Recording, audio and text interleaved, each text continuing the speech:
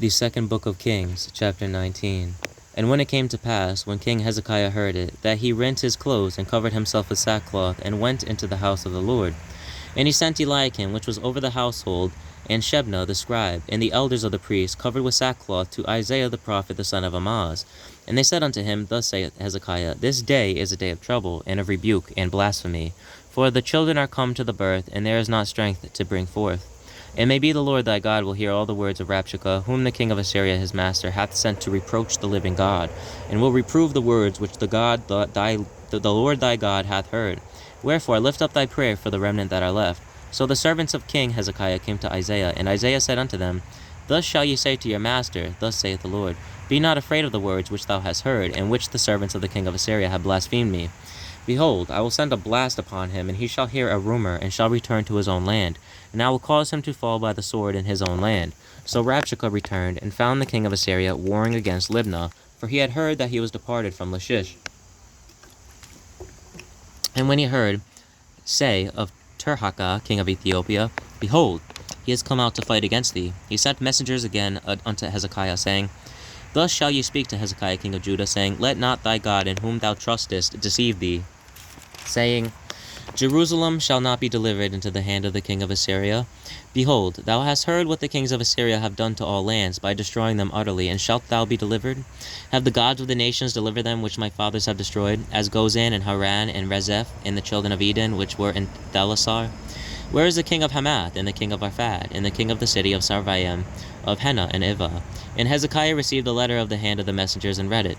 And Hezekiah went up into the house of the Lord, and spread it before the Lord. And Hezekiah prayed before the Lord, and said, O Lord God of Israel, which dwellest between the cherubims, thou art the God, even thou alone. Of all the kingdoms of the earth, thou hast made heaven and earth.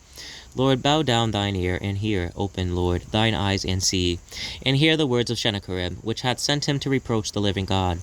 Of a truth, Lord, the kings of Assyria have destroyed the nations and their lands, and have cast their gods into the fire, for they were no gods, but the work of men's hands, wood and stone.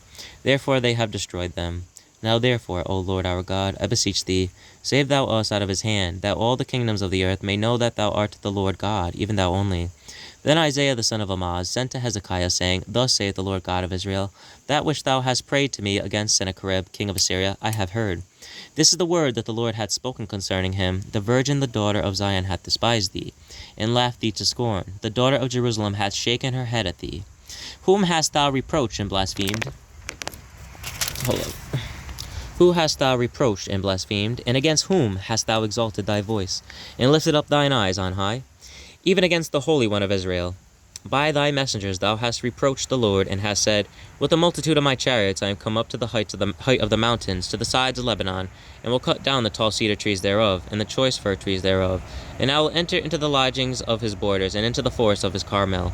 I have digged and drunk strange waters, and with the sole of my feet have I dried up all the rivers of besieged places. Hast thou not heard long ago how I have done it, and of ancient times that I have formed it?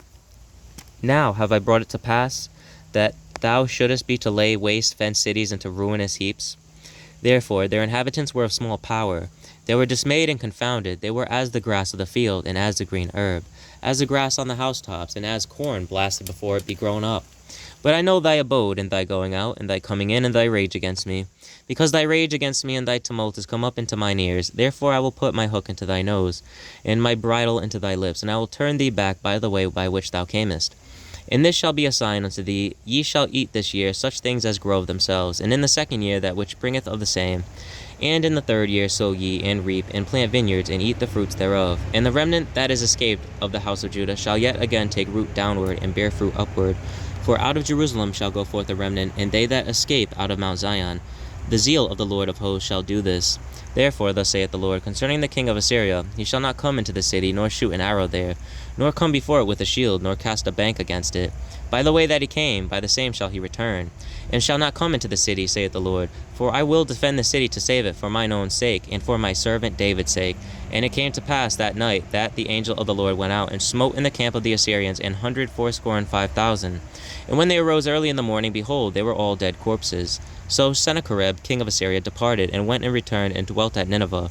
And it came to pass, as he was worshipping in the house of Nisroch, his god, that Adremelech and Sharezer his son smote him with the sword, and they escaped into the land of Armenia, and Esarhaddon his son reigned in his stead.